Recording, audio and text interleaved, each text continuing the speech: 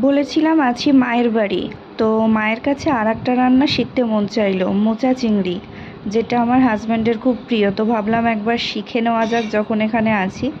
তো মোচা চিংড়ি করতে মোচা তো অবশ্যই লাগবে, আর তার সাথে লাগবে চিংড়ি মাছ, যেহেতু মোচা চিংড়ি তো লাগবেই।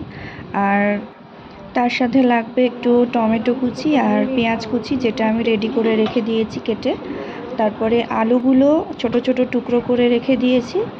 এবার গরম কড়াইতে আমি চিংড়ি মাছগুলোকে আগে ভেজে নেব। চিংড়ি মাছগুলোকে ভালো করে নেড়ে চেড়ে একটুখানি ভাজা হয়ে গেলে আলাদা পাত্রে তুলে রেখে দেবো। তো চিংড়িটা ভাজা আমার কমপ্লিট। তোমরা ছোলা ইচ্ছা করলে ব্যবহার করতে পারো, নাও করতে পারো, তো আমি এখানে ছোলা ব্যবহার করেছি। তো যে তেলে চিংড়ি মাছটা ভেজেছিলাম সেই তেলে আমি দিয়ে দেবো একটুখানি শুকনো লঙ্কা, আর তার সাথে গোটা জিরে আর একটুখানি তেজপাতা। তারপরে এর মধ্যে দিয়ে দেবো একটুখানি পেঁয়াজ কুচি, যে পেঁয়াজটা আমি কুচি করে রেখেছিলাম, এর মধ্যে দিয়ে ভালো করে নেড়ে চেড়ে নেব। একটুখানি হালকা ব্রাউন কালার চলে এলে এর মধ্যে এবার দিয়ে দেবো একটুখানি আদা রসুন বাটা 1 চামচ। দেওয়ার পরে আবার মশলাটাকে ভালো করে কষে নেব।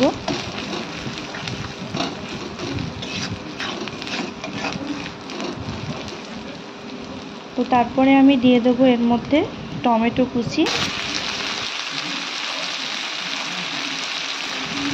তারপর দিয়ে দেবো স্বাদ মতো লবণ, যে যেরকম লবণ খাওয়া আর কি। আমি 1 চামচ প্রথমে দিয়ে দিলাম, পরে কম পড়লে আরেকটু দেবো। তো তারপরে আর কি দেবো, তারপরে দেবো হচ্ছে একটুখানি লঙ্কার গুঁড়ো, একটুখানি হলুদের গুঁড়ো। তারপরে মশলাটাকে ভালো করে কষিয়ে নেবো, নেড়ে চেড়ে নেব।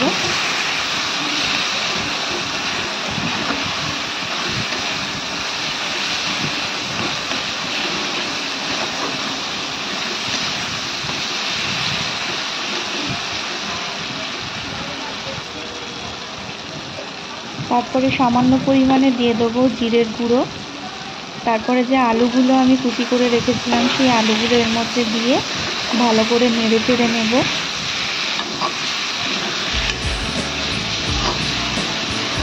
তারপরে চলে আসবো মোচা, যে মোচাটা কেটে রেখেছিলাম, এবং মোচাটা এর মধ্যে দিয়ে দেবো।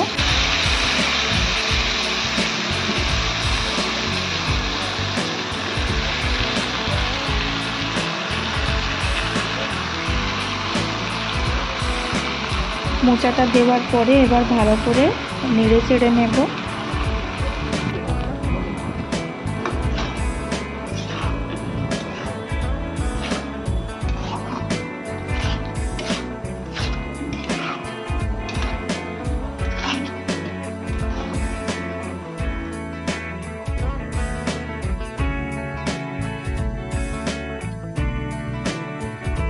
তারপরে ছোলাগুলো আমি দিয়ে দেবো এর মধ্যে।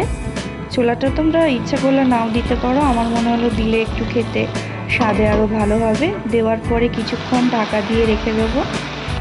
রাখার পরে যে চিংড়ি মাছগুলো ফ্রাই করে রেখেছিলাম সেই চিংড়িটা দিয়ে ভালো করে একটু নেড়ে চেড়ে নেব আবার।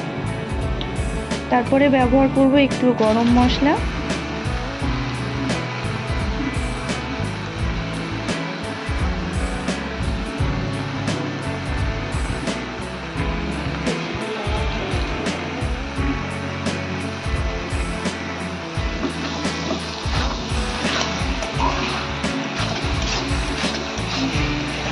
তো আমার মোচা চিংড়ি প্রায় রেডি।